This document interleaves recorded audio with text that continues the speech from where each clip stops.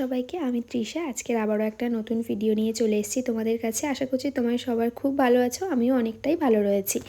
আজকে চলছিল আমার 20 নম্বর ব্যাচে নেল এক্সটেনশনের এক্সাম।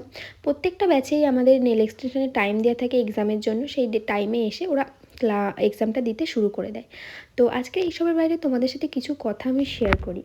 আচ্ছা, তোমরা যারা 199, 299 নেল এক্সটেনশন করছো, তোমরা কি কিছু তাতে লাভ রাখতে পারছো না, শুধু প্রোডাক্ট চার্জটাই নিচ্ছ? আমাকে একটু কমেন্ট করে জানিও। আর যারা এরকম করছো আলু পটলের মতো দর কষাকষি, এই জিনিসগুলো হলো একটা আর্টের দাম দেবে, এটাই মানে মনে করি যে আর্টের দামটা দেয়া হচ্ছে কি দরকার। শুধু আমার কাজের ক্ষেত্রে না, প্রত্যেকটা আর্ট যারা এই আর্ট জগতে রয়েছে প্রত্যেকটা আর্টেরই দাম দেয়া দরকার।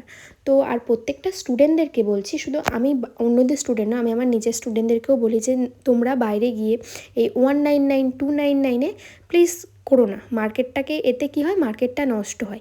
তোমরা প্র্যাকটিস করবে বুঝতে পারছি, বাড়ির লোক নিয়ে প্র্যাকটিস করো বা শুধু প্রোডাক্ট চার্জটা নিয়ে প্র্যাকটিস করো, কিন্তু এই 199, 299 অফার যেরকম দেওয়া হয় সেটা দিও না। এতে কি হয়, তোমাদের মার্কেটটাও খারাপ হয় আর আমাদের মার্কেটটাও খারাপ হয়। মানুষের মধ্যে এই ধারণাটাই তৈরি হয় যে না, ওই প্রাইসে নেল এক্সটেনশন হয়।